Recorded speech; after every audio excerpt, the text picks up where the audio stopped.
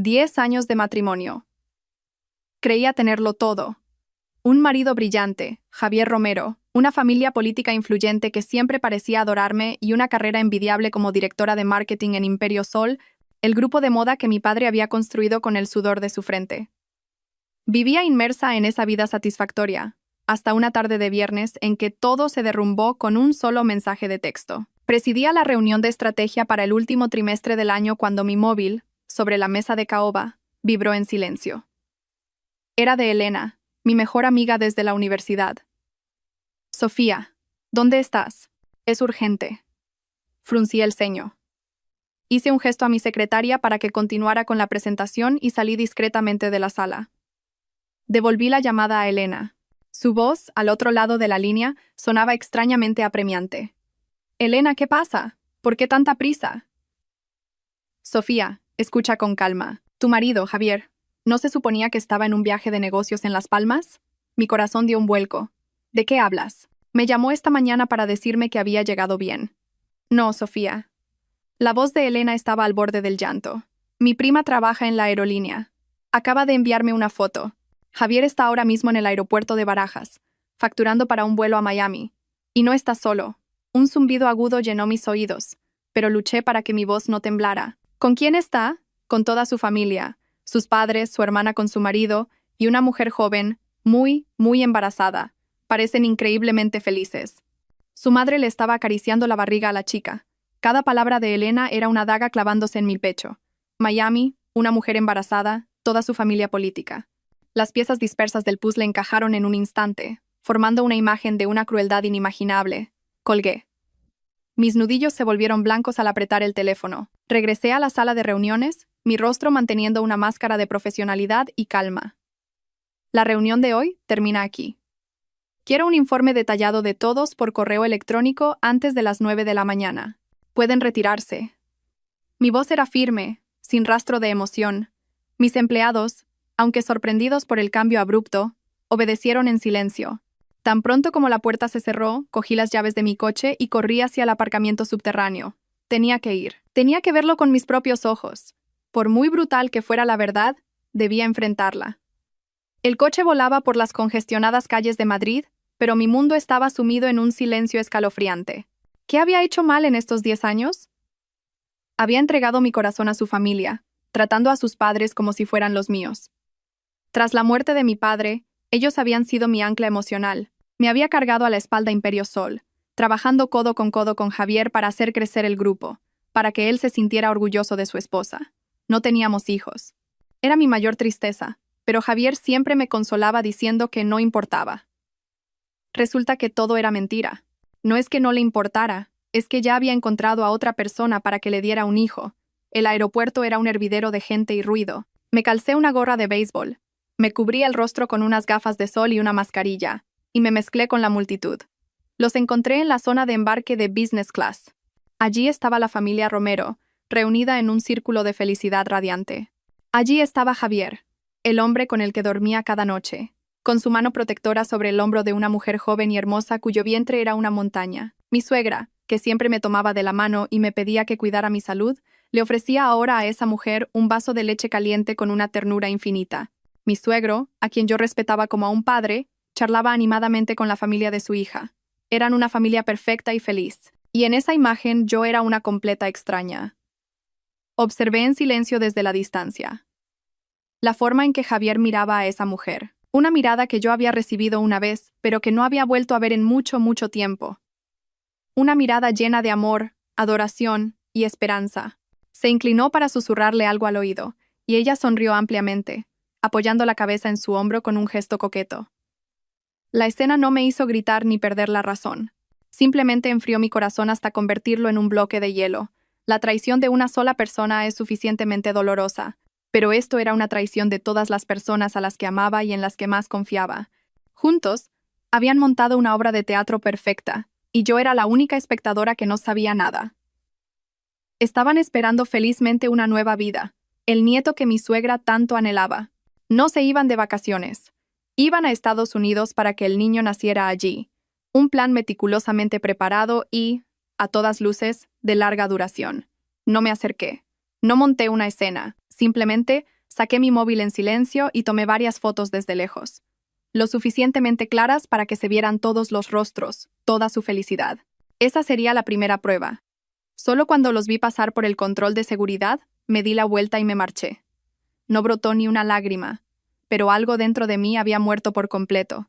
10 años de amor, confianza y respeto, convertidos en cenizas en ese mismo aeropuerto. Al salir por la puerta principal, inhalé una bocanada del aire frío de la noche. Sabía que la Sofía Vargas de ayer ya no existía. A partir de ahora, sería una Sofía diferente. Una Sofía que recuperaría todo lo que le pertenecía a ella y a su padre, costara lo que costara. Conduje hasta nuestra villa en el exclusivo barrio de Salamanca, el lugar que una vez fue nuestro hogar. La espaciosa casa ahora se sentía vacía y extrañamente fría. El aroma de los lirios que tanto me gustaban todavía flotaba en el aire, pero ya no me traía paz, sino que me asfixiaba como una burla. Desde la gran foto de nuestra boda en el salón hasta las zapatillas de estar por casa de Javier, ordenadamente colocadas en la entrada, cada objeto de la casa era un testimonio de una mentira cruel. No me permití flaquear. Subí directamente al despacho del segundo piso, donde se guardaban las cosas más importantes. Abrí la sólida caja fuerte que mi padre había instalado años atrás. Dentro, además de algunas joyas, estaban todas las escrituras de propiedad, los contratos y, lo más importante, el testamento de mi padre y el certificado de mis acciones en Imperio Sol. Mi padre, en vida, siempre me había enseñado a ser una mujer fuerte e independiente, a saber defenderme en cualquier situación. Quizás, presintiendo algo, lo había preparado todo con sumo cuidado. Me había dejado la mayor parte de las acciones del grupo. Javier solo poseía una cantidad simbólica, suficiente para mantener su puesto en el Consejo de Administración. Mi padre dijo que era su regalo de bodas para mí y un escudo que me protegería toda la vida. Solo ahora comprendía el profundo significado de sus palabras. Saqué todos los documentos importantes y los organicé cuidadosamente en un maletín de cuero. Luego, me senté en el escritorio, encendí el portátil e hice la primera llamada. Llamé al abogado Robles, el letrado en quien mi padre más confiaba en vida y en quien yo también tenía una fe absoluta. Respondió casi de inmediato. Su voz, como siempre, era cálida y serena. Sofía, soy Robles. ¿Qué ocurre a estas horas? Respiré hondo, tratando de mantener la voz lo más calmada posible. Señor Robles, necesito su ayuda. Es un asunto muy importante y urgente. Detectando la extrañeza en mi tono, la voz del abogado se tornó seria. De acuerdo. Dime, te escucho. Quiero que prepare una demanda de divorcio. Y tengo sospechas de que mi marido, Javier Romero, ha estado malversando fondos de Imperio Sol y cometiendo fraude fiscal. Necesito que me ayude a investigar y a reunir pruebas. Hubo un breve silencio al otro lado de la línea. El abogado Robles debía de estar muy sorprendido. Él había sido testigo de nuestros comienzos. Incluso fue el representante legal en nuestra boda. Sofía, ¿qué ha ocurrido exactamente? ¿No será un malentendido entre vosotros? No es ningún malentendido, respondí, mi voz varias capas más fría. Tiene otra mujer, y pronto van a tener un hijo. Toda su familia me ha estado engañando, y se la han llevado a Estados Unidos para que dé a luz. Los he visto yo misma en el aeropuerto esta tarde. Escuché el profundo suspiro del abogado. Entiendo. Que noticia tan inesperada. De acuerdo, primero cálmate. Déjamelo todo a mí. Por encima de todo, no dejes que sepan que lo has descubierto. Actúa con normalidad. Me pondré en contacto con un especialista en Estados Unidos para que recoja pruebas. Respecto a los asuntos financieros, ¿tienes alguna sospecha concreta?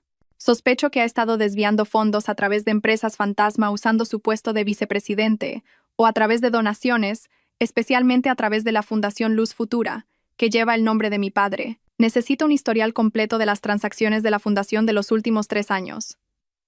De acuerdo. Me encargo de inmediato. Eres la accionista mayoritaria y la hija del fundador. Tienes todo el derecho a solicitar esa información. Cuídate mucho, Sofía, no puedes derrumbarte. Los leales compañeros de tu padre y yo siempre estaremos a tu lado. Cuando la llamada terminó, me sentí un poco más fuerte. No estaba sola en esta lucha. Inmediatamente, comencé mi propio trabajo. Usando mi acceso de administradora principal al sistema de servidores de la empresa, hice una copia de seguridad secreta de todos los datos de correo electrónico, registros de conversaciones de trabajo y archivos relacionados con Javier de los últimos 3 años. También revisé los sistemas de cámaras de seguridad de la empresa y de casa. Escenas de Javier haciendo llamadas a escondidas, salidas por motivos sospechosos. Todo fue cuidadosamente guardado. La noche avanzaba y la villa se sumió en el silencio. Me senté sola en medio del espacioso salón. La luz que emanaba de la pantalla del portátil iluminaba mi rostro inexpresivo. El dolor todavía ardía en mi pecho, pero ya no podía destruirme. Se había transformado en las llamas de la ira y la determinación. Ellos habían empezado esta farsa, pero sería yo quien escribiera el final. Y juro que ese final será una pesadilla que no olvidarán en toda su vida. Mi drama acababa de comenzar. El lunes por la mañana me reuní con el abogado Robles en su despacho. Al verme, no pudo ocultar la fatiga y la preocupación en su rostro. Me sirvió una taza de manzanilla y dijo con suavidad: Sofía, sé que esto es increíblemente difícil, pero tienes que ser fuerte.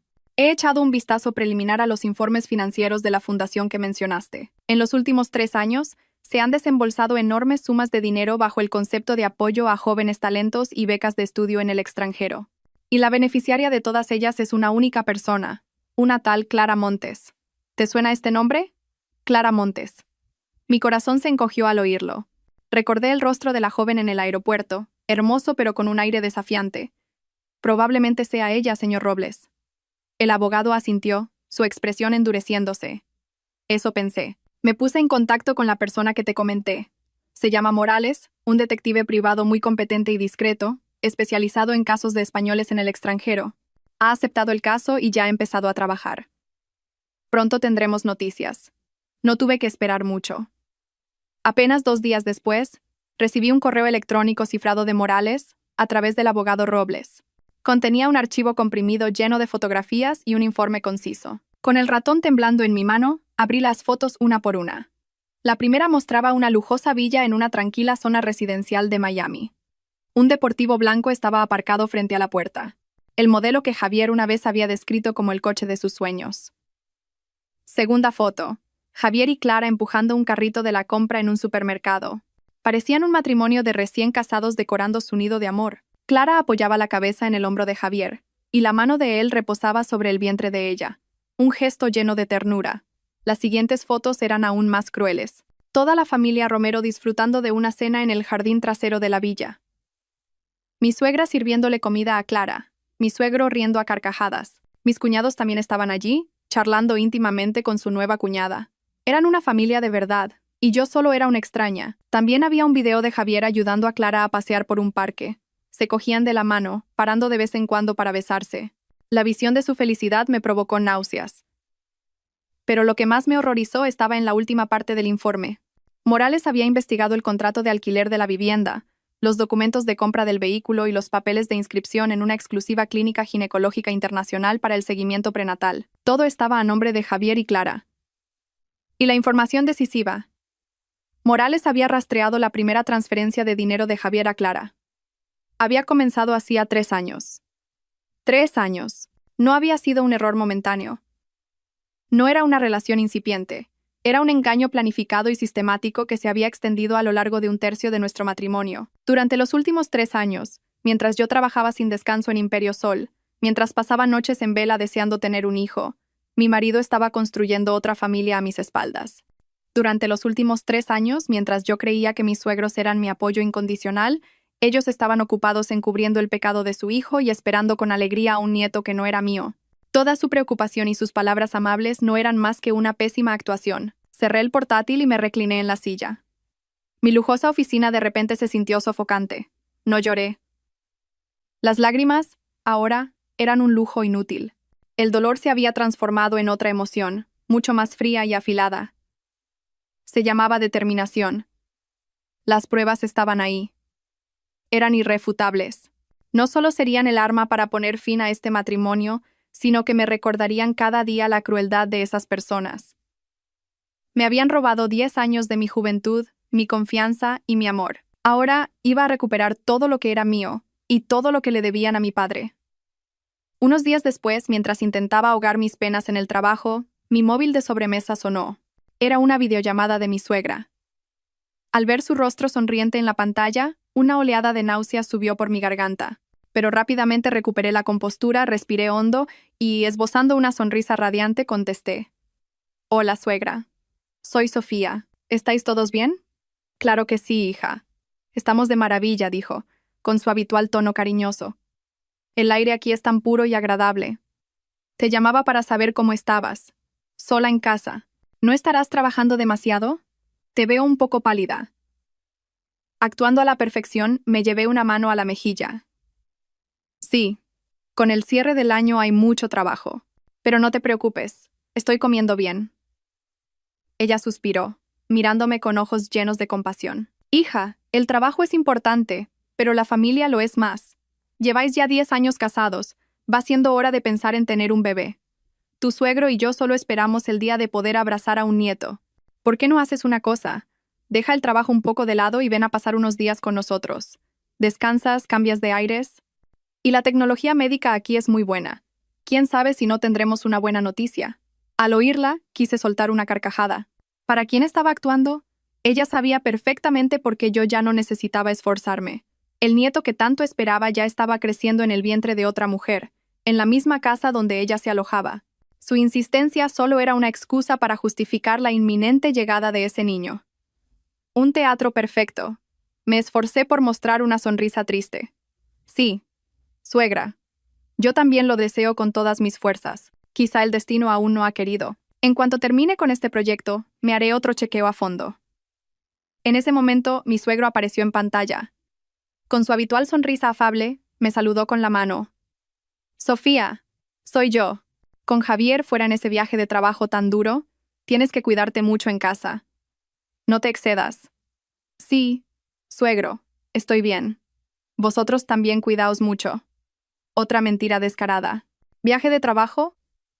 Su familia, desde el más viejo hasta el más joven, eran todos unos actores excepcionales. Juntos encubrían un pecado, juntos pisoteaban mis sentimientos y mi confianza. Creían que yo era una tonta que se dejaba engañar fácilmente con palabras dulces y falsas preocupaciones. Cuando la llamada terminó, la sonrisa desapareció de mi rostro al instante. Me levanté y me acerqué a la ventana, observando el bullicio de los coches abajo. Su hipocresía me repugnaba. Durante 10 años había vivido entre lobos con piel de cordero. Fingían cuidarme y quererme, pero a mis espaldas se preparaban para despedazarme. Ya había visto suficiente de esta obra. Ahora era mi turno de bajar el telón.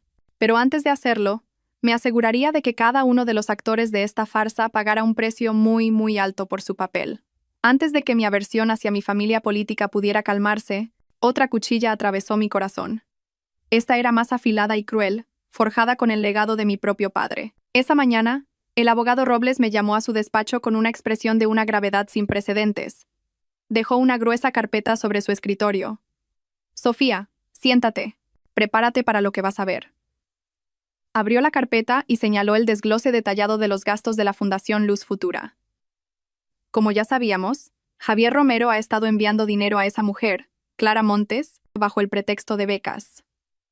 Pero la escala es mucho mayor de lo que imaginábamos. No hablamos de unos cientos de miles de euros, son millones, transferidos en pequeñas cantidades a lo largo de 3 años. Millones de euros. Sentí como si alguien me estuviera estrujando el corazón. Esta fundación era la niña de los ojos de mi padre. La creó para ayudar a niños sin recursos pero con ganas de estudiar, para llevar la luz del conocimiento a zonas desfavorecidas. Y Javier, el yerno en quien mi padre tanto había confiado, se había atrevido a convertirla en su cajero automático personal para mantener a su amante. Con la sangre y el sudor de mi padre, con el dinero de los donantes, con fondos que debían usarse para comprar libros y construir escuelas, le había comprado a ella una casa de lujo y un coche caro. Maldito sea, apreté los dientes. Por primera vez, no pude reprimir mi ira. No es humano. El abogado Robles puso una mano en mi hombro para consolarme. Cálmate. La ira no resuelve problemas. Necesitamos una mente fría. Y esto es lo más importante. Deslizó otro fajo de papeles hacia mí. Esta mañana, la secretaria de Javier ha enviado esto a tu oficina. Dice que necesita tu firma urgentemente para cerrar la auditoría de fin de año. Échale un vistazo. Cogí los documentos. La portada decía educadamente: confirmación de transacciones para la auditoría contable. El contenido eran cláusulas aparentemente normales que confirmaban las inversiones y transacciones de la empresa durante el último ejercicio fiscal. Nada sospechoso. Un trámite rutinario que se hacía todos los años. ¿Hay algún problema, señor Robles?, pregunté. El abogado pasó a la última página y señaló una letra minúscula en un anexo. Aquí. Anexo al contrato, cláusula 7. HDCNS. ¿No te resulta familiar? Entrecerré los ojos para ver mejor. Sentí que se me paraba el corazón. Era el número del contrato de cesión y delegación de acciones que mi padre había redactado para mí. La letra pequeña decía: la abajo firmante, para la reestructuración y expansión de la inversión de Imperio Sol, acepta ceder incondicionalmente el 20% de sus acciones de Imperio Sol al consejero Javier Romero. Este era su verdadero objetivo. No solo quería el dinero, quería tragarse Imperio Sol entero, todo el legado de mi padre. Estaba usando mi confianza y mis hábitos de trabajo para tenderme una trampa sutil, una trampa diseñada para que firmara un documento que me haría perderlo todo. Si no hubiera estado alerta, si lo hubiera hojeado y firmado como de costumbre, todo habría terminado. Un sudor frío recorrió mi espalda. «¿Qué plan tan diabólico?», dijo el abogado Robles con desprecio. «Te has subestimado, te ha visto como a una niña fácil de engañar. Ya lo tendría todo calculado. Con este 20%, sumado a sus acciones existentes y al apoyo de otros accionistas que haya comprado, tendría la fuerza suficiente para expulsarte del Consejo de Administración». Miré fijamente el papel. El odio dentro de mí alcanzó su punto álgido. Pero entonces, una idea cruzó mi mente. ¿Quería tenderme una trampa? Perfecto. Convertiría esa misma trampa en su tumba. Levanté la vista y miré directamente a los ojos del abogado Robles. Mi voz era extrañamente calmada. «Señor Robles, vamos a usar esto. Voy a firmar su contrato». «¿Qué dices, Sofía? ¿Te has vuelto loca?», exclamó él sorprendido. «Si firmas eso, lo perderás todo». «No, señor Robles», esbocé una sonrisa gélida. «Firmaré, pero no ahora. Le diré que necesito revisarlo con más calma. Ganaré tiempo. Mientras tanto, prepararemos otro contrato, con la misma forma, pero con un contenido diametralmente opuesto. Si él quiere jugar con las palabras, yo jugaré con él. Si él intenta engañarme, yo le engañaré a él. Cuando llegue el momento, no seré yo quien firme una sentencia de muerte. Será él». Al leer la determinación en mis ojos, la sorpresa del abogado Robles se transformó en comprensión y luego asintió con firmeza. «De acuerdo, haremos lo que dices. Ya es hora de que este zorro caiga en la trampa». Durante los días siguientes, me sumergí en el trabajo como una posesa.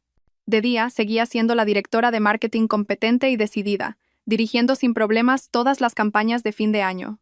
De noche, junto al abogado Robles y su equipo, analizábamos línea por línea los informes financieros, rastreando el rastro del dinero negro que Javier había desviado. Al estrés del trabajo se sumaron la tensión de la traición y la planificación de la venganza, aplastándome los hombros.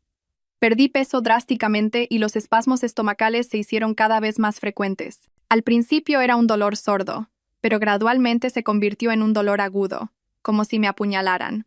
Pensé que era por el estrés y las comidas irregulares, así que tomé unos cuantos antiácidos y volví al trabajo. Pero un miércoles por la mañana, mientras presentaba los planes de año nuevo ante todo el equipo directivo, justo cuando hablaba de la estrategia de expansión en mercados extranjeros en la que tanto había trabajado, un dolor agudo, como un cuchillo atravesándome el estómago, me golpeó. Mi visión se oscureció. Apenas pude agarrarme al borde de la mesa para no caer, pero las piernas me fallaron. Antes de perder el conocimiento, solo escuché vagamente el grito de pánico de mi secretaria y el sonido de una silla volcándose. Cuando desperté, el olor a desinfectante, típico de los hospitales, me invadió. Estaba en una cama blanca, con una vía intravenosa en el brazo. Mi mejor amiga Elena estaba sentada a mi lado, con los ojos enrojecidos. Al ver que abría los ojos, me cogió la mano rápidamente. «Sofía, ¿estás bien?» «Casi me muero del susto». «Estoy bien», susurré, con la garganta seca, solo un poco cansada. En ese momento, un médico de aspecto afable y edad avanzada entró en la habitación. Me miró con compasión y luego se dirigió a Elena. «¿Podría hablar a solas con la paciente, por favor?» Elena asintió y salió a regañadientes. Cuando nos quedamos solos, el médico se sentó en una silla y me miró. «Señorita Vargas, soy el doctor Mateo Castillo, jefe del departamento de digestivo. Hemos realizado unas pruebas y una endoscopia. El resultado es que hemos encontrado un tumor en su estómago». Sentí como si el corazón se me detuviera. «¿Un tumor? ¿Es grave, doctor?», logré preguntar con voz temblorosa. El doctor Castillo suspiró. «Hemos enviado una muestra a biopsia, pero basándome en las imágenes de la endoscopia y en mi experiencia, es muy probable que se trate de un cáncer de estómago en fase inicial. Es muy similar al caso de su difunto padre, el señor Vargas. Él también fue paciente mío. Cáncer de estómago. La misma enfermedad que se había llevado a mi padre hacía 5 años. La historia se repetía con una crueldad infinita. El shock fue tan grande y repentino que las lágrimas que había reprimido durante tanto tiempo brotaron sin control. Era fuerte, sí, pero ante la fragilidad de la vida, no era más que una mujer vulnerable. El viejo doctor esperó en silencio hasta que dejé de llorar. Cuando me calmé un poco, continuó con suavidad. Sofía, sé que es un gran shock, pero la medicina de hoy ha avanzado mucho más que hace 5 años. Como lo hemos detectado a tiempo, la tasa de curación es muy alta. Realizaremos una cirugía para extirpar el tumor lo antes posible y luego seguiremos con quimioterapia para eliminar cualquier célula cancerosa restante. Tiene que tener fe. Tiene que ser positiva. Me sequé las lágrimas y miré por la ventana. El cielo seguía siendo azul, el sol cálido, y la vida continuaba. No podía morir. Al menos, no ahora. Todavía tenía demasiado por hacer. Con los que me habían hecho daño a mí y a mi padre todavía acampando a sus anchas, no podía morir así. Este golpe no me iba a hundir. Al contrario, me haría más fuerte. Me daba una razón y una fecha límite para terminarlo todo. Volví a mirar al doctor Castillo, mi mirada se había vuelto firme. Gracias, doctor, me operaré. Pero, ¿podría darme 2 semanas? Tengo un asunto muy importante que debo resolver. Solo 2 semanas. El doctor Castillo dudó un momento, pero al ver la determinación inquebrantable en mis ojos, finalmente asintió. De acuerdo. 2 semanas. Pero después, tendrá que ingresar inmediatamente. Ni un día de retraso. Recuerde que su vida es la máxima prioridad. Sí, se lo prometo. Cuando el médico se fue, cerré los ojos. Un nuevo plan, más audaz y urgente, comenzó a tomar forma en mi mente. 2 semanas. Era todo el tiempo que tenía para terminarlo todo. Mi plan de venganza ya no era solo una lucha por recuperar mi patrimonio. Se había convertido en una carrera contra el tiempo, una apuesta a vida o muerte que no podía permitirme perder. Tumbada en la cama del hospital, escuchaba distraídamente a Elena, que me pelaba una manzana mientras me regañaba sin parar por haber descuidado mi salud. Yo solo escuchaba en silencio, repasando en mi mente cada paso de la partida vida o muerte que se desarrollaría en las próximas 2 semanas. En ese momento, la tablet sobre la mesita de noche se iluminó. Una videollamada de Javier. Mi corazón se encogió. Le hice una seña a Elena para que guardara silencio, respiré hondo, me arreglé el pelo y, con una sonrisa que pretendía ser natural pero vulnerable, acepté la llamada. El rostro de Javier apareció, con una expresión de genuina preocupación. Pero ahora yo sabía cuánta astucia y hipocresía se escondían detrás de esa máscara. Cariño, ¿estás bien? ¿No sabes el susto que me he llevado al saber que te habías desmayado en la oficina? ¿Qué ha dicho el médico? ¿Es grave? Lanzó una batería de preguntas con tono alarmado. Tosí ligeramente, llevándome una mano al pecho para interpretar el papel de paciente débil. No te preocupes, Javier. Ha sido solo un bajón de tensión por exceso de trabajo. Unos días de descanso y estaré como nueva. No te preocupes. No podía, bajo ningún concepto, revelarle lo del tumor. No necesitaba su compasión y, más importante aún, arruinaría mis planes. Él tenía que seguir creyendo que yo era la misma tonta, sana y fácil de manipular de siempre. Javier soltó un suspiro de alivio fingido. Menos mal. Me has dado un susto de muerte. Tienes que cuidarte. Por muy importante que sea el trabajo, no lo es más que tu salud. Siento tanto estar tan lejos y no poder cuidarte. Sus palabras dulces me revolvieron el estómago. ¿Sentirlo? Si de verdad lo sintiera, no estaría al otro lado del mundo cuidando de otra mujer y de su futuro hijo. Tras unas cuantas frases vacías de preocupación, finalmente fue al grano. Oye, cariño, sé que estás cansada, pero hay un asunto urgente. ¿Has visto los documentos que te envió mi secretaria? El socio de aquí está presionando mucho. Si no nos decidimos rápido, perderemos esta gran oportunidad de inversión. Es muy importante para el futuro de la empresa y para nuestro futuro. El zorro por fin enseñaba la patita. Fruncí el ceño a propósito, fingiendo cansancio. Creo que los he visto, pero desde ayer estoy tan agotada y mareada. No he podido leer nada. Tendré que mirarlos cuando me den el alta. Ahora mismo, solo de ver las letras me da vueltas la cabeza. Un destello de impaciencia cruzó el rostro de Javier, pero lo ocultó rápidamente. Volvió a hablar con tono persuasivo. Sé que estás cansada, pero haz un esfuerzo por mí, ¿sí? Solo tienes que firmar en la última página. He revisado todas las demás cláusulas y no hay ningún problema. Hazlo por nuestro futuro, por favor. ¿Por nuestro futuro? Qué feliz me habría hecho oír esas palabras antes.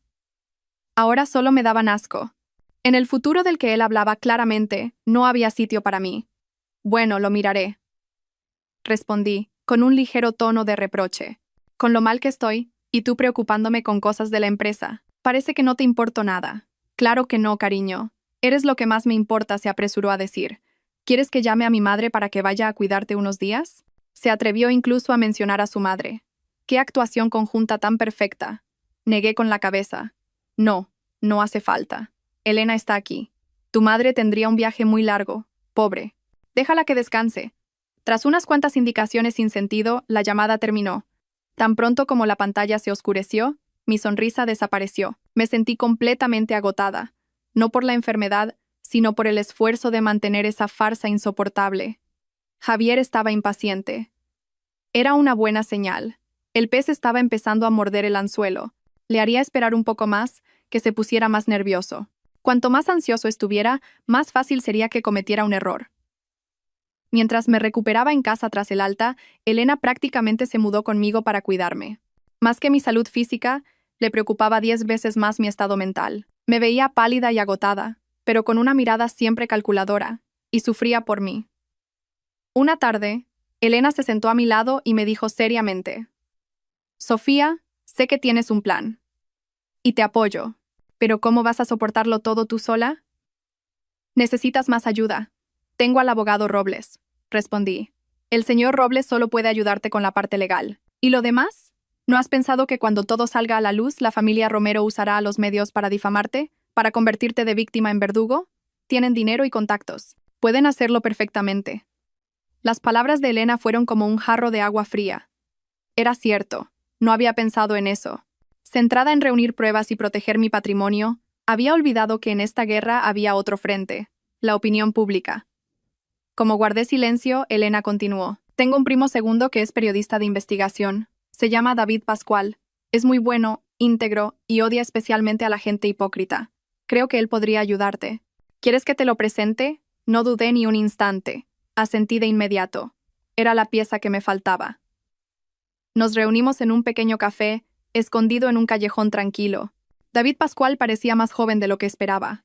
Era alto y delgado, llevaba unas gafas de pasta negra y su mirada era increíblemente perspicaz. Le conté mi historia de forma concisa, sin exageraciones ni sentimentalismos, solo los hechos. Él permaneció en silencio durante un buen rato. Señorita Vargas, dijo finalmente, si su historia es cierta, esto no es un simple escándalo familiar. Es un caso de delincuencia económica a gran escala, malversación de fondos de una fundación benéfica, creación de empresas fantasma para la evasión de capitales. Solo con esos cargos, su marido debería pasar una larga temporada en la cárcel. Lo sé. Y tengo pruebas suficientes para demostrarlo, dije con firmeza, entregándole un pendrive. Aquí dentro hay una parte de lo que tengo. Necesito que investigue más a fondo las empresas fantasma que ha creado Javier y sus rutas de movimiento de capital en el extranjero. Y lo más importante, esté preparado. Cuando llegue el día D, quiero que todo explote simultáneamente en todos los medios de comunicación. No quiero dejarle a él ni a su familia ninguna vía para negar sus crímenes. David Pascual cogió el pendrive. Sus ojos brillaban con el interés de un periodista ante un gran caso. No se preocupe, me encantan estas historias. La justicia debe prevalecer. Empezaré a trabajar de inmediato. Seguiremos en contacto a través de Elena. Con la ayuda de David, me sentí como un tigre al que le hubieran salido alas. Pero sabía que para destruir por completo a la familia Romero, tenía que atacar lo que más les enorgullecía, su reputación de familia respetable, y encontré un punto débil mortal. A través de los viejos contactos de mi padre, el abogado Robles descubrió un secreto impactante sobre mi suegro. Antes de casarse con mi suegra, había mantenido una relación muy profunda con una mujer llamada Aurora Vélez. La abandonó, estando ella embarazada, para casarse con mi suegra, que provenía de una familia de mejor posición. El niño finalmente se perdió. Durante décadas, la señora Vélez había vivido sola y en silencio en un modesto apartamento. Decidí ir a verla. Era una tarde lluviosa. Encontré el viejo edificio donde vivía Aurora Vélez. La mujer que me abrió la puerta tenía el pelo canoso y el rostro surcado por las arrugas del tiempo, pero sus ojos seguían siendo claros y hermosos. Me miró con recelo. No me anduve con rodeos. Buenos días, señora. Me llamo Sofía Vargas. Soy la nuera de Arturo Romero. Al oír ese nombre, El rostro de la señora Vélez cambió. Intentó cerrar la puerta, pero la detuve rápidamente con la mano. Un momento, por favor. No vengo con malas intenciones. Yo también soy una víctima de esa familia. Solo quiero recuperar la justicia para mí, y quizás para usted. Quizás la sinceridad en mis ojos la conmovió. Me dejó entrar. La casa era pequeña, pero estaba impecablemente ordenada. Mientras le contaba mi historia, la señora Vélez permaneció en silencio, secándose de vez en cuando las lágrimas que corrían silenciosamente por sus mejillas. Cuando terminé, abrió una vieja caja de madera y sacó un fajo de cartas amarillentas y unas cuantas fotos en blanco y negro. Esto es todo lo que ese hombre me dejó, dijo. Juramentos de amor eterno, promesas de un futuro feliz. Al final, solo quedaron el abandono y el dolor. Me las entregó. Llévatelas. Si esto ayuda a desenmascarar su verdadera cara, mis décadas de sacrificio no habrán sido en vano. Acepté sus recuerdos. Mi corazón se sentía pesado. Le di las gracias con una inclinación de cabeza y salí. Fuera, la lluvia había cesado. Con las cartas de amor de mi suegro en la mano, supe que había conseguido otra arma afilada. No solo iba a enterrar socialmente a Javier, iba a arrancarle a toda su familia la máscara de hipocresía que habían llevado durante décadas. Al día siguiente, recibí una llamada del doctor Castillo. Los resultados de la biopsia estaban listos. Conduje sola hasta el hospital. Mi mente estaba extrañamente en calma. Estaba preparada para lo peor. Y cuando el doctor Castillo, con expresión compasiva, me confirmó en voz baja el diagnóstico inicial: adenocarcinoma gástrico, etapa inicial, simplemente asentí. No hubo lágrimas ni pánico. Solo una realidad fría y clara. El reloj había comenzado su cuenta atrás de 14 días. Esa noche se lo conté a Elena. No podía seguir ocultándoselo. Sentadas en el silencioso salón de la villa, le mostré el informe médico. Ella lo miró fijamente y luego me miró a mí, sus ojos llenos de confusión e incredulidad. No. No puede ser, tartamudeó, con la voz temblorosa. Sofía, esto tiene que ser un error, ¿verdad? Seguro que se han equivocado en el hospital. Estrujó el papel y se echó a llorar. Tienes que operarte ya. Nada más importa. Tu salud es lo primero. Al diablo con ese cabrón, al diablo con la empresa. Primero tienes que vivir. Le cogí las manos temblorosas y las apreté con fuerza. Elena, escúchame, me voy a operar. Se lo he prometido al doctor. Pero no ahora. ¿Por qué? Gritó exasperada. ¿Por qué no ahora? ¿Te das cuenta de que te estás jugando la vida? Precisamente por eso la miré directamente a los ojos, mi voz firme y clara. Precisamente por eso no puedo entrar en un quirófano así como así. Elena, Imperio Sol no es solo un patrimonio. Es el trabajo de toda la vida de mi padre. No puedo permitir que caiga en manos de un sinvergüenza que me ha engañado y ha malversado los fondos de la fundación de mi padre para mantener a su amante. Si algo me pasara en la operación, Javier, como mi heredero legal, recibiría parte de mis bienes. Lo usaría para seguir controlando la empresa. Si eso ocurriera, no podría morir en paz. Prefiero morir a que el legado de mi padre sea manchado por un tipo así. Ante la determinación de mis palabras, Elena se quedó sin habla. Me miró y, quizás por primera vez, vio las llamas que ardían en mis ojos. No eran las llamas de un odio ciego, sino las de la responsabilidad y la protección. Solo tengo 2 semanas, continué, bajando la voz. En estas 2 semanas, tengo que terminarlo todo. Tengo que hacer que Javier vuelva, engañarlo para que firme los papeles que le despojen de todos sus derechos. Solo después de proteger mis acciones, entraré tranquila al quirófano. Pase lo que pase, habré cumplido con mi deber como hija. ¿Entiendes? Elena, sin decir palabra, me abrazó y rompió a sollozar. Le di unas palmaditas en la espalda. Sabía que me quería y se preocupaba por mí, pero en esta partida, la única que podía jugar era yo. Era una apuesta a vida o muerte, con mi vida y el legado de mi padre en juego. Y no tenía más opción que ganar.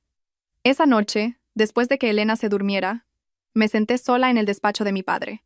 Abrí un cajón y saqué una vieja foto suya. En ella, mi padre sonreía radiante, con una mirada afable y cálida. Acaricié su rostro en la foto. Papá, susurré, confía en mí. No te decepcionaré. Protegeré Imperio Sol. Protegeré todo lo que dejaste, cueste lo que cueste. El primer y más crucial paso en esta apuesta a vida o muerte era proteger el corazón de Imperio Sol, las acciones que mi padre me había legado. Si Javier se hacía con ellas, todo lo demás perdería su sentido. No podía enfrentarme a él directamente en este asunto. Tenía la ventaja de ser mi marido legal. Necesitaba un movimiento por sorpresa, uno que no esperara en absoluto. A la mañana siguiente, organicé una reunión secreta con el abogado Robles. El lugar no fue ni la empresa ni su despacho, sino una villa en un resort a las afueras, una antigua propiedad de mi padre. Solo invité a 3 personas: el señor Jiménez, director de fábrica y uno de los fundadores que había seguido a mi padre desde el principio; la señora Alonso, directora financiera, famosa por su integridad y prudencia; y el señor Torres, director de logística, un hombre leal y recto. No solo eran accionistas importantes, sino también personas a las que respetaba, que me habían visto crecer. Cuando los 3 entraron, todos tenían una expresión de preocupación. Habían oído que me había desmayado, y pensaban que los había convocado por un problema de salud. Les hice sentarse, les serví té yo misma, y fui directa al grano.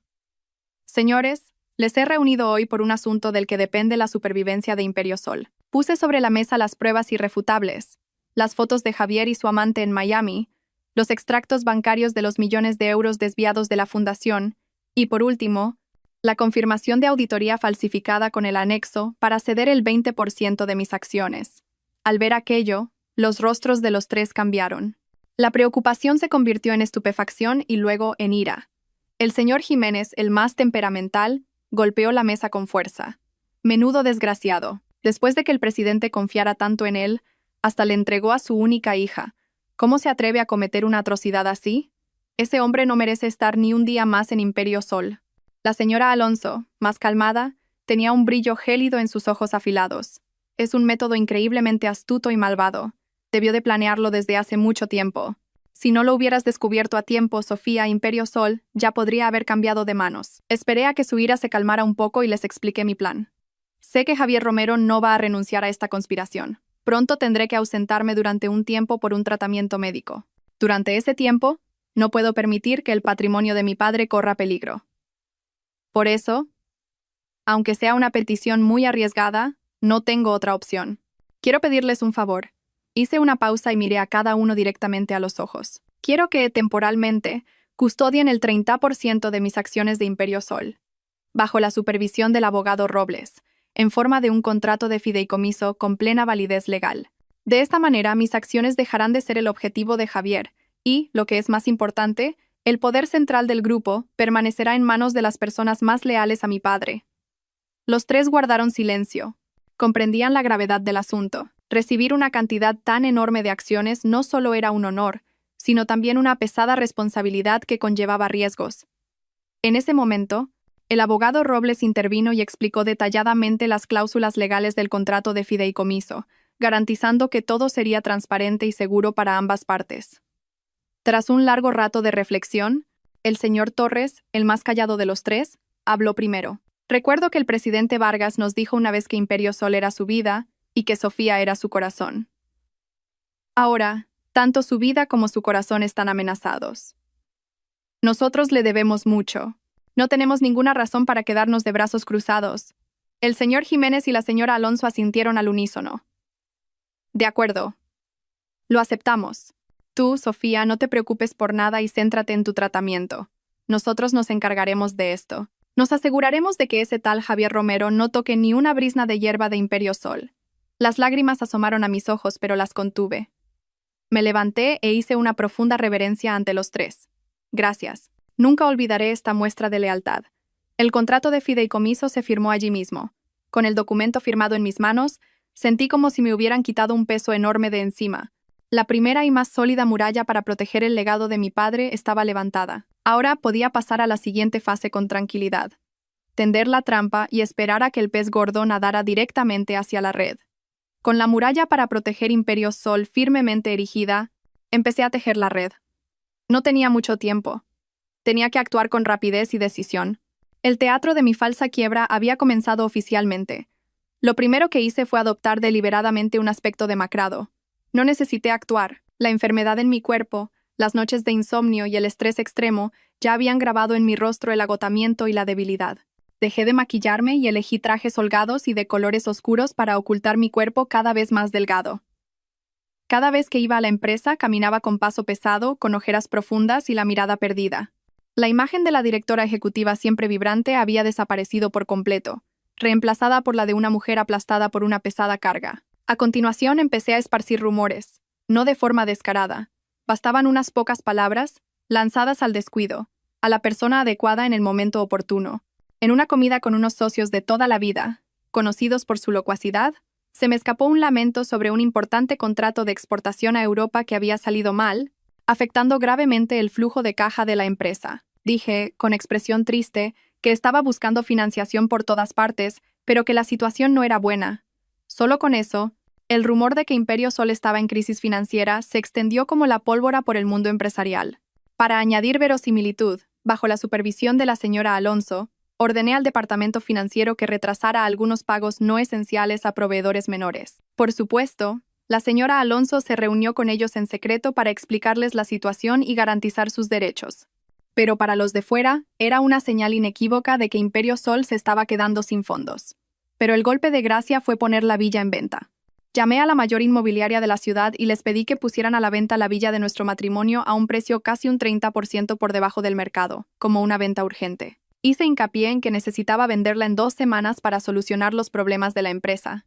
La noticia de que una villa de lujo, en una zona privilegiada, salía a la venta a un precio de ganga, sacudió inmediatamente los círculos de la alta sociedad y los portales de noticias inmobiliarias. Todo el mundo creyó la historia de que la hija del difunto presidente Vargas estaba vendiendo hasta su último patrimonio para salvar el legado de su padre. Todo iba según lo previsto. Los empleados de la empresa empezaron a cuchichear, y el ambiente de trabajo se enrareció. Algunos ya estaban buscando nuevos empleos. Las empresas de la competencia se regodeaban.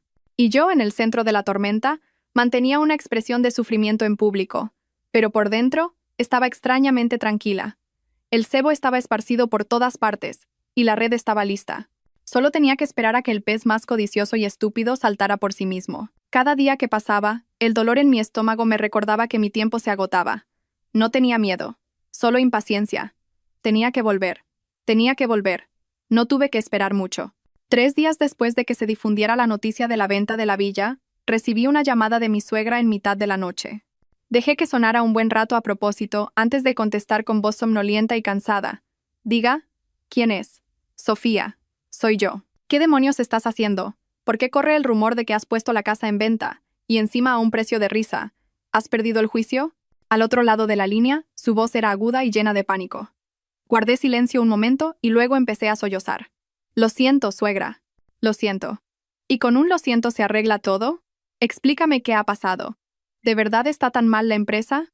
Comencé el drama que había preparado. Le conté, entre sollozos entrecortados, la cancelación del contrato europeo, la demanda de indemnización del socio, las presiones del banco para devolver los préstamos. Pinté una imagen desoladora de un poderoso grupo al borde del colapso.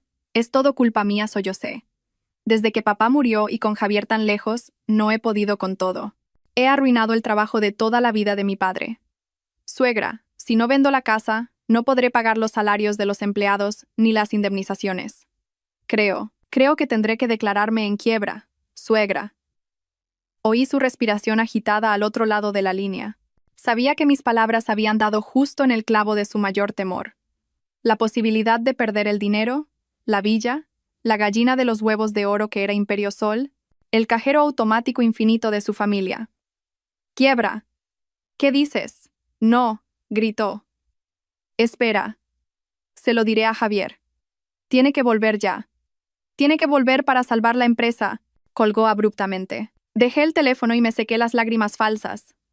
Una sonrisa fría se dibujó en mis labios. Todo había sido más fácil de lo que pensaba.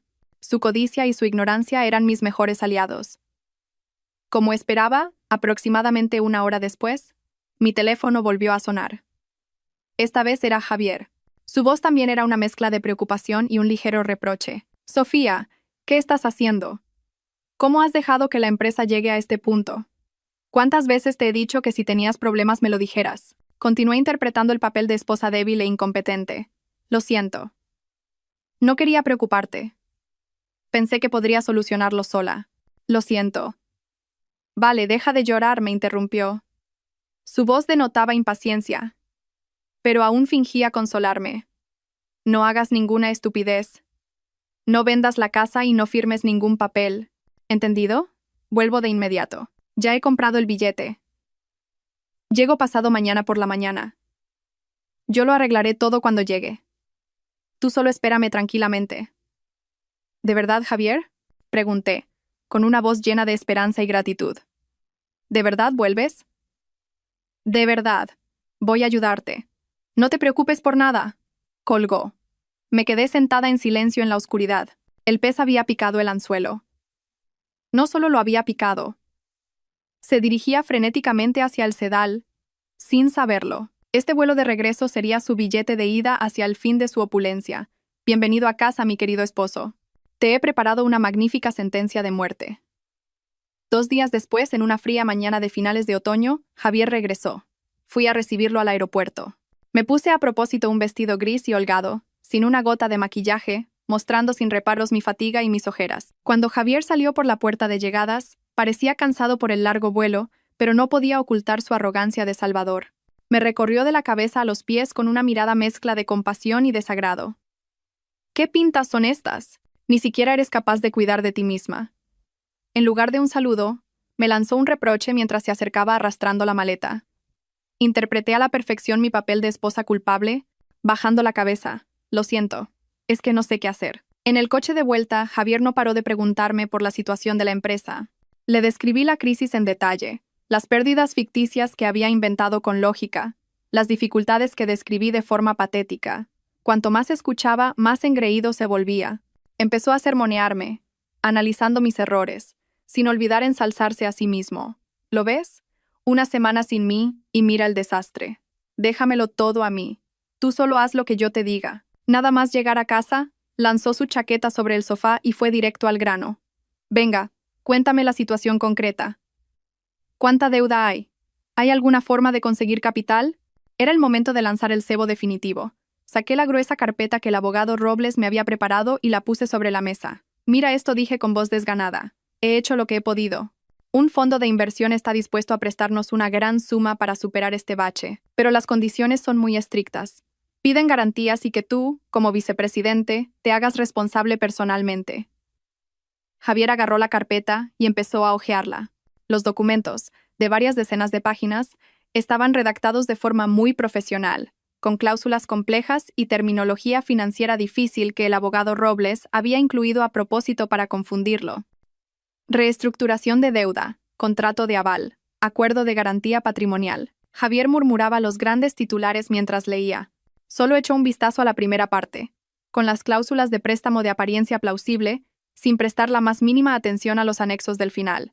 ¿Qué es lo que piden?, preguntó, sin apartar la vista de los papeles. Piden como garantía todos nuestros bienes gananciales. La villa, los coches, las cuentas de ahorro. Todo, dije, con expresión de dolor. Y para demostrar la seriedad y capacidad de gestión de la dirección, exigen que firmes una declaración jurada asumiendo la responsabilidad total de esta deuda. En el peor de los casos, renuncias voluntariamente a la gestión de esos activos y les das prioridad para cobrar la deuda. Dicen que es un procedimiento esencial para garantizar su inversión. Javier frunció el ceño, pensativo. La codicia y el exceso de confianza habían nublado su juicio. En sus ojos, solo veía el enorme préstamo que tenía delante y la oportunidad de salvar Imperio Sol, y con ello hacerse con todo el poder. Pensó que con ese dinero podría reflotar fácilmente la empresa, y entonces esas garantías patrimoniales no serían nada. Además, estaba convencido de que yo, su esposa débil e incompetente a sus ojos, no me atrevería a hacer nada. De acuerdo, dijo con firmeza después de unos minutos. Si con eso conseguimos el dinero para salvar la empresa, adelante. Estos bienes los recuperaremos con creces más tarde. Pásame un bolígrafo. Con mano temblorosa, le entregué la pluma estilográfica que mi padre me había regalado. Le observé firmar sin dudar su nombre en cada página de los contratos, acuerdos y declaraciones juradas. Su firma, en esos documentos legales que eran, en realidad, su sentencia de muerte, era clara y enérgica, como prueba de su estupidez y su codicia sin límites. Cuando dejó el bolígrafo, contuve la respiración. Estaba hecho. La trampa se había cerrado. Bien, dijo, reclinándose satisfecho en la silla. Ahora que estoy yo aquí, tú descansa. Asentí y recogí la carpeta en silencio. Al tocar el papel, todavía cálido por su firma, un escalofrío recorrió mi espalda. Él creía haber firmado un pasaporte hacia la cima del poder, cuando en realidad acababa de firmar la sentencia que enterraría su vida.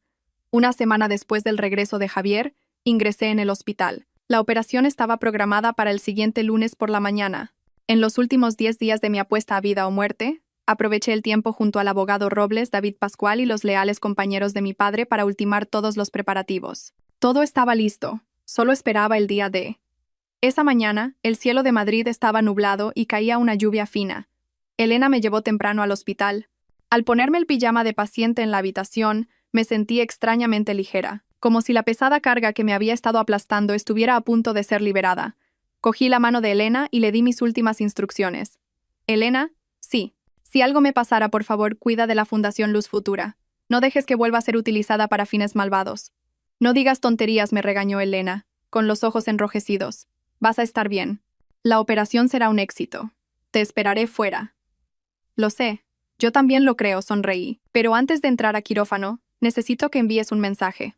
Le di el número del abogado Robles. El mensaje era: empiecen. Mientras me llevaban en la camilla hacia el quirófano, vi a Javier al final del pasillo. Supongo que había venido a interpretar su papel de marido devoto hasta el final. Se acercó, me cogió la mano y puso cara de preocupación.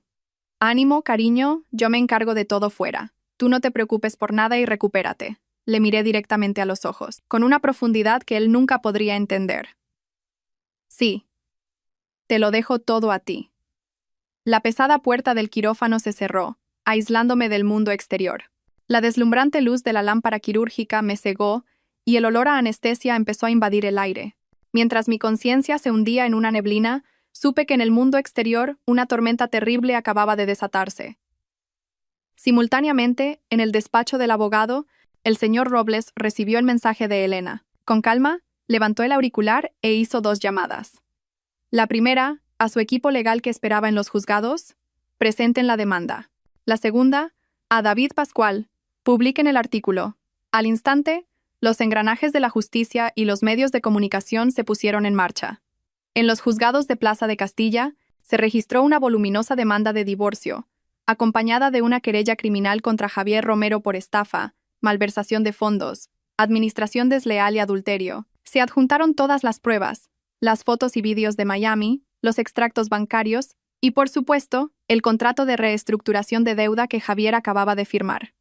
En la sede de Imperio Sol, Javier estaba sentado triunfalmente en el despacho de mi padre, como si fuera el rey. Estaba planeando una junta extraordinaria para anunciar la reestructuración y su toma de control. Justo en ese momento, la puerta de su despacho se abrió de golpe y entraron varios policías uniformados. El inspector que iba al frente dijo con rostro severo: «Señor Javier Romero, somos la policía. Tenemos que llevarle con nosotros para interrogarle en relación con una denuncia presentada por su esposa, la señora Sofía Vargas. Por favor, acompáñenos». Javier se quedó helado, con el rostro pálido. «¿Qué? ¿Qué dice?» «Tiene que haber un error», pero nadie le respondió. Al mismo tiempo, su móvil empezó a sonar como un loco. En la pantalla, los principales medios de comunicación digitales lanzaban titulares impactantes. El vicepresidente de Imperio Sol, denunciado por adulterio y malversación de millones de euros. El artículo venía acompañado de las nítidas fotos suyas con su amante y su familia en Miami. Otros artículos destapaban su red de evasión de capitales, sus empresas fantasma e incluso la traición que su padre había cometido en el pasado. La tormenta se había desatado con tal rapidez y virulencia que no le dio tiempo a prepararse. Todas sus cuentas bancarias y las de su familia fueron congeladas para la investigación. Se emitió una orden de prohibición de salida del país. Todo se derrumbó en un abrir y cerrar de ojos. Javier se quedó de pie en medio de su despacho, aturdido. La ira y el pánico estallaron en sus ojos. Rugió como una bestia y barrió todo lo que había sobre su escritorio. Lo había entendido todo. Era una trampa perfecta tendida por la esposa a la que siempre había subestimado. Y en ese momento, yo, en la mesa de operaciones, luchaba por mi propia vida. La luz roja sobre la puerta del quirófano seguía encendida, indicando que la batalla continuaba. Fuera, el mundo de los que me habían traicionado ardía en llamas. Y eso era solo el principio. Desperté de un sueño largo y profundo. El familiar olor a desinfectante estaba allí, pero esta vez no me sentía oprimida. La suave luz del sol de la mañana entraba por la ventana, iluminando las motas de polvo que danzaban en el aire. La zona de la operación me dolía, pero mi mente estaba extrañamente clara y ligera. Elena dormitaba apoyada en la cama, con su mano todavía sujetando firmemente la mía. La puerta de la habitación se abrió silenciosamente y el doctor Castillo entró con una sonrisa afable. Comprobó las cifras del monitor y luego me miró. Buenos días, señorita Vargas. Es usted una mujer muy fuerte. Enhorabuena. La operación ha sido un éxito rotundo. Hemos extirpado el tumor por completo, y los ganglios linfáticos circundantes están limpios. Ha ganado una batalla muy importante. Una lágrima caliente rodó por mi mejilla. Esta vez no era una lágrima de dolor o rencor. Era una lágrima de alivio y renacimiento. Había ganado. Había ganado la lucha por recuperar mi propia vida. Mientras me recuperaba, el mundo exterior se había puesto patas arriba. La tormenta que había desatado arrasó con la familia Romero, sin dejar nada a su paso. Elena me traía las noticias cada día, con una voz llena de satisfacción. Oye, Sofía, ¿sabes? A ese desgraciado de Javier lo tienen en prisión preventiva. Dicen que en comisaría se puso a gritar como un animal, pero no le sirvió de nada. Las pruebas del señor Robles son tan contundentes que no tiene escapatoria. Sus padres intentaron mover todos los hilos que habían tejido durante décadas para sacarlo, pero nadie se atrevió a ayudarles. Este caso lo conoce ya todo el país. Con el escándalo que hay en los medios, ¿quién va a ser tan tonto de meterse? Escuchaba en silencio, con una ligera sonrisa. Eso era lo que quería. Que ellos también sintieran la impotencia, la sensación de que el mundo les daba la espalda, tal como me habían hecho sentir a mí. Y hay más, continuó Elena. Les han congelado todo el patrimonio, las cuentas, las casas, las tierras, las acciones, todo. En esa mansión suya que parecía un palacio han puesto precintos de embargo. Las cuñadas, entre llantos, se fueron corriendo a casa de sus padres, pero parece que sus propias familias políticas las están presionando para que se divorcien, por miedo a verse salpicados. Vaya panda. Vivían como reinas y a la primera de cambio son las primeras en salir huyendo. La caída fue más rápida de lo que había imaginado. Una familia que siempre había alardeado de su reputación y su riqueza, era ahora el centro de todas las críticas y el desprecio. Mi suegro, Arturo Romero, al leer los artículos que destapaban su traicionero pasado, junto con las cartas de amor que Aurora Vélez me había dado, sufrió un ataque de hipertensión y tuvo que ser ingresado de urgencia. Mi suegra, completamente derrumbada, se encerró en casa y se negaba a ver a nadie. El castillo que habían construido con hipocresía y crueldad se había desmoronado en una sola noche. Tumbada en la cama del hospital, miraba por la ventana. Los árboles del jardín delantero empezaban a perder sus hojas, anunciando la llegada del invierno. Para ellos sería un invierno crudo, pero en mi vida, una nueva primavera estaba comenzando. Más que satisfacción, sentía una extraña serenidad. Todo estaba volviendo a su lugar. El karma puede tardar, pero nunca olvida. Un mes después de la operación, se celebró la primera vista de nuestro juicio de divorcio y reparto de bienes. Aunque no estaba completamente recuperada, decidí asistir en persona. Quería ver con mis propios ojos la miserable caída de Javier. Esa mañana, Elena me eligió un elegante vestido blanco y me maquilló ligeramente para que no pareciera tan pálida. A propósito, no usé una silla de ruedas. Caminé, apoyada en Elena y el abogado Robles, con paso lento pero firme. Mi imagen, la de una mujer que, a pesar de haber sufrido una grave enfermedad, se enfrentaba con dignidad a la adversidad, fue captada inmediatamente por los cientos de periodistas que se agolpaban a las puertas del juzgado. Los flashes no cesaban, pero no me inmuté.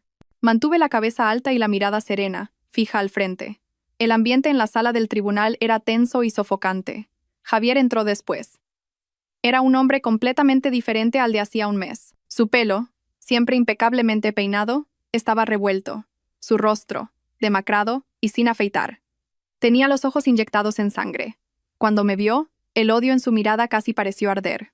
Si no fuera por los guardias que lo flanqueaban, probablemente se habría abalanzado sobre mí. El juicio comenzó. El abogado Robles, con una actitud imponente y una voz firme, expuso los argumentos y las pruebas uno por uno. Proyectó en una gran pantalla las fotos de Javier y Clara disfrutando felizmente en Miami, los extractos bancarios de las transferencias fraudulentas, y por último, el contrato de reestructuración de deuda con la clara firma de Javier. Con cada prueba, el rostro de Javier se contraía más. Intentó argumentar que todo era una trampa tendida por mí, que había sido engañado, pero ante un documento con su propia firma, todas sus palabras carecían de sentido. El abogado de Javier, probablemente contratado a toda prisa por su familia, era un joven que intentó argumentar que, movida por los celos al no poder tener hijos, yo había conspirado para incriminar a mi marido. Pero esa lógica fue demolida al instante por el señor Robles. Señoría, la voz del abogado resonó en la sala. Mi clienta, la señora Sofía Vargas, no solo no ha podido disfrutar de la felicidad de ser madre, sino que durante los últimos 3 años ha sufrido bajo el engaño de su marido y de toda su familia política. No solo eso, sino que ha estado al borde de la muerte, tras ser operada de un cáncer de estómago, la misma enfermedad que se llevó a su padre. Mientras ella luchaba contra la enfermedad, el acusado, Javier Romero, esperaba felizmente en el extranjero el nacimiento del hijo que iba a tener con otra mujer. Me atrevo a preguntar, ¿qué excusa puede haber para semejante crueldad? La sala se sumió en el silencio y todas las miradas de compasión se dirigieron hacia mí. Yo solo incliné ligeramente la cabeza, y en el momento justo, dejé que mis hombros temblaran. Al finalizar la vista, el tribunal anunció que aceptaba mis peticiones iniciales. Todos los bienes en disputa permanecerían congelados hasta la sentencia final, y la villa y otros activos de titularidad conjunta quedarían bajo mi administración temporal. Fue una victoria aplastante.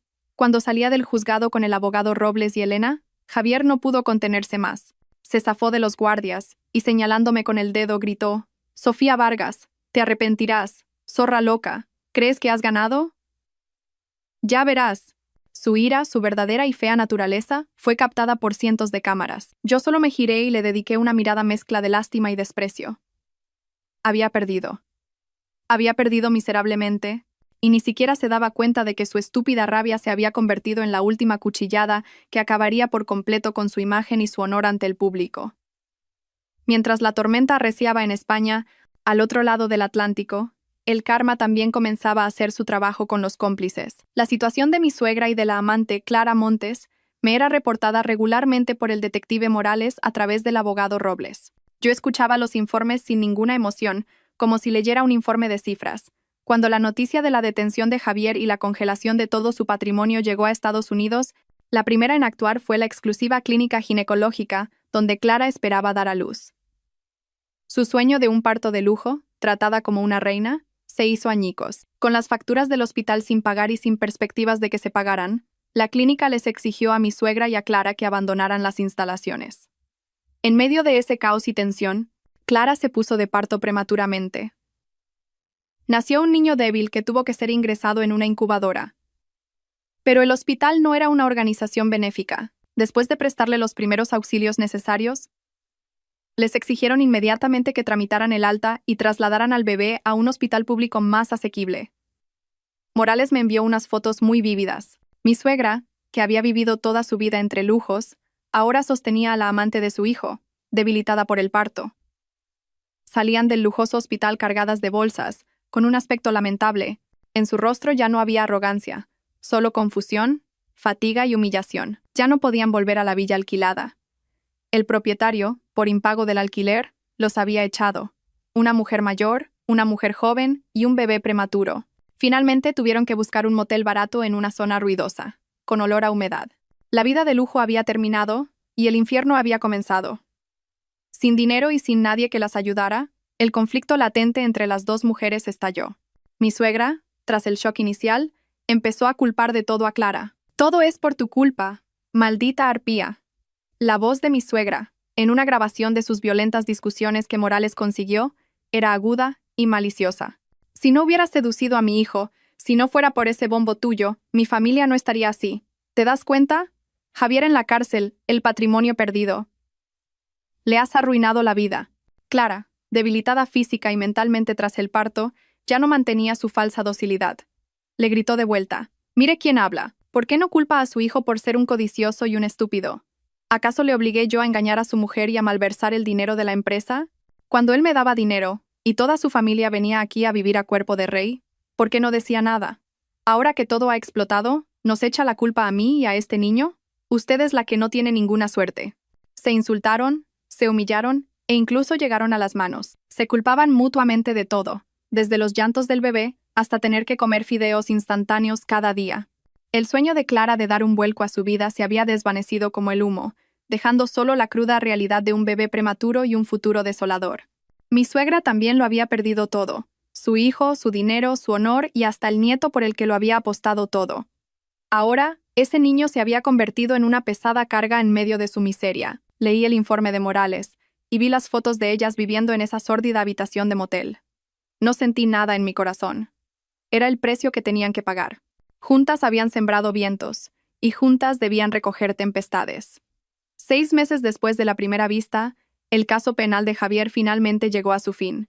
Durante ese tiempo, me centré en mi recuperación y en el tratamiento de quimioterapia. Perdí mucho pelo y adelgacé, pero mi espíritu se mantuvo muy firme. Con la ayuda de los leales directivos, me reincorporé gradualmente al trabajo en Imperio Sol, estabilizando la empresa después de la tormenta mediática. El día de la sentencia, no fui al juzgado. No quería volver a ver su miserable aspecto. Simplemente vi las noticias por televisión en casa, junto a Elena. Con pruebas irrefutables y cargos claros, el tribunal condenó a Javier Romero a 8 años de prisión por estafa, malversación de fondos y administración desleal. En el ámbito civil, el tribunal también decretó nuestro divorcio. De los bienes gananciales formados durante el matrimonio, mi patrimonio y todo lo derivado de Imperio Sol me pertenecía. Javier no obtuvo nada. En la pantalla del televisor, Javier escuchaba la sentencia de pie en el banquillo de los acusados. No gritó como la última vez. Simplemente se quedó allí, como un espantapájaros sin alma, con la mirada perdida. Cuando los guardias lo conducían al furgón policial, mi suegro, Arturo Romero, perdió la compostura. Intentó saltar el cordón de seguridad para correr hacia su hijo. «Javier, hijo», gritó desconsolado. Pero al ser detenido por la policía, en medio de la confusión y la desesperación, se giró de repente y, como si me estuviera viendo a mí, miró fijamente al objetivo de la cámara y gritó una frase enigmática. «Sofía Vargas, ¿estás satisfecha ahora? ¿Crees que has ganado? ¿Para conseguir esa fortuna? ¿Crees que tu padre murió en paz? ¿Ese desgraciado de Javier solo fue un peón utilizado?» Al oír esas palabras a través del altavoz del televisor me quedé helada. Elena apagó rápidamente la televisión. «No le hagas caso a ese viejo. Está loco, dice cualquier cosa». Pero sus palabras no dejaban de resonar en mi cabeza. «¿Crees que tu padre murió en paz?» ¿Qué quería decir? Mi padre había muerto del mismo cáncer de estómago que yo había padecido. El diagnóstico del hospital era claro. ¿Por qué, en su momento de mayor desesperación, mencionaba la muerte de mi padre? Vagos recuerdos me asaltaron de repente. Recordé los últimos días de mi padre. Su enfermedad había empeorado mucho más rápido de lo que los médicos esperaban. En aquel entonces, Javier interpretó el papel del yerno más devoto. Siempre preparaba él mismo las medicinas y los caldos reconstituyentes que, según decía, le había recomendado un famoso herbolario. En ese momento yo solo sentí gratitud y emoción por su dedicación. Pero ahora que lo pensaba, algo no encajaba. Recuerdo que una vez, después de tomar una sopa de semillas de loto que Javier le había preparado, mi padre se quejó de un dolor de estómago más agudo. Cuando le pregunté, Javier me explicó que probablemente era porque el cuerpo de mi padre estaba demasiado débil. También recordé otra vez que mi padre me cogió la mano. Su mirada parecía cansada y preocupada. Intentó decirme algo sobre Javier y la empresa, pero luego se detuvo. En ese momento, pensé que solo eran las preocupaciones infundadas de mi padre. Fragmentos de recuerdos, pequeños detalles que había pasado por alto, ahora se unían, formando una pregunta aterradora. Sí, ¿y si la muerte de mi padre no fue una muerte natural por enfermedad? ¿Y si hubo una mano que intervino? ¿Y si esa persona fue precisamente el yerno al que mi padre tanto quería y en quien tanto confiaba? Sentí un frío que me heló hasta los huesos, más intenso que cuando descubrí la traición o cuando recibí el diagnóstico de cáncer. Si esto era cierto, el crimen de Javier no se limitaba al engaño y al robo de patrimonio. Era un asesinato. Me levanté de un salto. Mi mirada se volvió afilada. Elena, llama al abogado Robles. Dile que venga aquí de inmediato. Es urgente. Creía que mi guerra había terminado, pero resulta que quedaba un acto final, mucho más terrible. Tenía que encontrar la verdad. Costara lo que costara. Tenía que descubrir la verdad sobre la muerte de mi padre. Epílogo. 1 año después. Había pasado 1 año.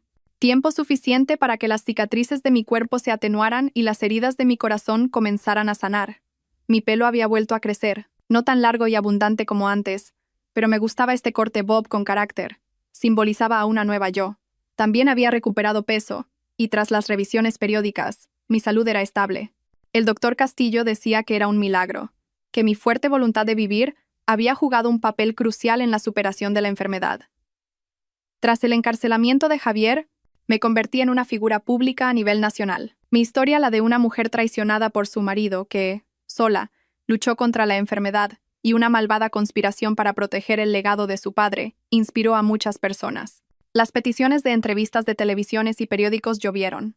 Al principio las rechacé, pero pronto me di cuenta de que mi historia podía ayudar a otras mujeres que sufrían en silencio. Acepté participar en un prestigioso programa de entrevistas. En directo, no hablé de dolor ni de odio. Hablé del viaje para recuperar la vida y el propio valor. Hablé de la importancia de la independencia económica, de la necesidad de ser lúcida en el amor y del coraje para defenderse a una misma. Mi apariencia serena, mi discurso lógico y mi extraordinaria fuerza de voluntad cautivaron por completo a la audiencia. Dejé de ser la pobre víctima de un escándalo familiar para convertirme en un símbolo de fortaleza y renacimiento. La fama no me cambió, simplemente me dio un nuevo camino, una nueva misión. Decidí destinar una parte considerable de mi recuperado patrimonio a crear una fundación para apoyar a mujeres emprendedoras. La fundación no solo ofrecería financiación, sino también un equipo de abogados, psicólogos y consultores de gestión para apoyar de forma integral a mujeres en dificultades matrimoniales, ayudándolas a iniciar una nueva vida autónoma e independiente. El día de la inauguración de la fundación, subí al escenario y miré los rostros de los cientos de mujeres que había abajo. Sus ojos brillaban de esperanza. Supe que esta era la venganza más dulce. Transformar mi dolor en una fuerza para ayudar a los demás.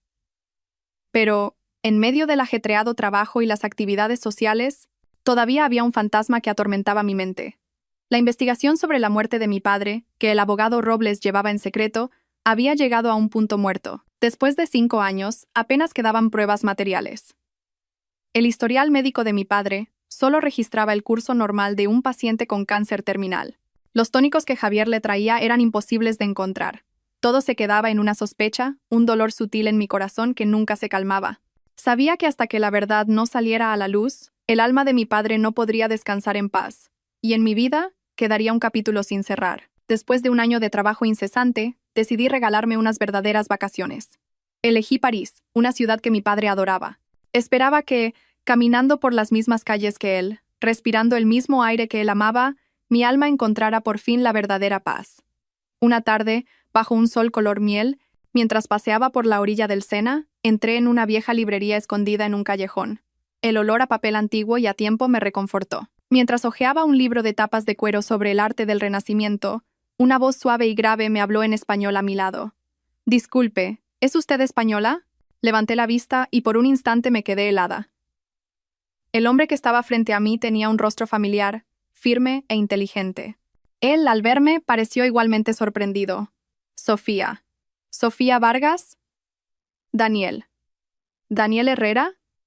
El nombre salió de mis labios sin que pudiera evitarlo. Era un brillante compañero de la universidad, Daniel Herrera. Alguien a quien mi padre apreciaba y elogiaba enormemente. Era un talento excepcional en arquitectura, y, justo después de graduarse, se había ido a Francia con una beca completa. Hacía más de 10 años que no nos veíamos. El encuentro inesperado nos alegró a ambos. Decidimos tomar un café juntos en una pequeña cafetería cercana. Daniel se había convertido en un arquitecto de éxito en París. Me habló de su trabajo, de su vida en Francia. Seguía soltero y conservaba el mismo aire romántico y la cálida sonrisa de siempre. Mientras le contaba la tumultuosa historia de mi vida, él simplemente escuchaba en silencio. Sus ojos estaban llenos de compasión y respeto. «Ha sido muy fuerte, Sofía. El señor Vargas, desde el cielo, seguro que está muy orgulloso de ti». Al mencionar a mi padre, la tristeza volvió a invadirme. Inconscientemente, saqué de mi bolso un pequeño libro de hierbas medicinales orientales que siempre llevaba conmigo. Era el libro favorito de mi padre. Al pasar las páginas amarillentas, encontré un pequeño trozo de papel doblado, metido en lo más profundo. No recordaba en absoluto haberlo puesto allí. Curiosa, lo desdoblé. Era la letra de mi padre. En el papel había anotados los nombres de varias hierbas medicinales. Al lado, notas sobre sus efectos. Pero en la última línea, mi padre había rodeado con un círculo 2 hierbas desconocidas. Junto a ellas, un gran signo de interrogación y una nota escrita a toda prisa. Sopa de Javier. Preguntar de nuevo al doctor Miró. Sentí que se me paraba el corazón. El doctor Miró era un amigo de mi padre, experto en medicina tradicional. Recordé vagamente haber leído en alguna parte que esas 2 hierbas, inofensivas por separado, al combinarse con ciertos ingredientes de la sopa de semillas de loto que Javier solía preparar y tomadas a largo plazo, podían destruir lentamente la mucosa gástrica, agravar el estado de un paciente con cáncer e incluso anular los efectos de la medicina convencional. Daniel. Le entregué el papel con mano temblorosa. Mira esto. Daniel cogió el papel, lo leyó detenidamente y frunció el ceño. Comprendió al instante la gravedad del asunto. Este doctor miró, ¿sabes dónde está? No estoy segura. Pero el abogado Robles podría encontrarlo. Sofía Daniel puso su mano sobre la mía. Su mirada era firme. Tengo algunos amigos en la industria farmacéutica europea. Pueden ayudar a analizar más a fondo la toxicidad de esta combinación. No te preocupes, no estás sola. Encontraremos la verdad juntos. Le miré. Un sentimiento cálido, que no había sentido en mucho tiempo, floreció en mi corazón. Salimos de la cafetería y caminamos juntos bajo el atardecer que caía lentamente sobre el Sena. Las sombras de dos personas se alargaban sobre el empedrado. La investigación sobre la muerte de mi padre había encontrado una nueva luz. Y, lo que era más importante, ahora tenía un compañero de confianza a mi lado. No sabía qué me depararía el futuro, pero sabía que un nuevo capítulo, más brillante y esperanzador, acababa de comenzar de verdad en mi vida.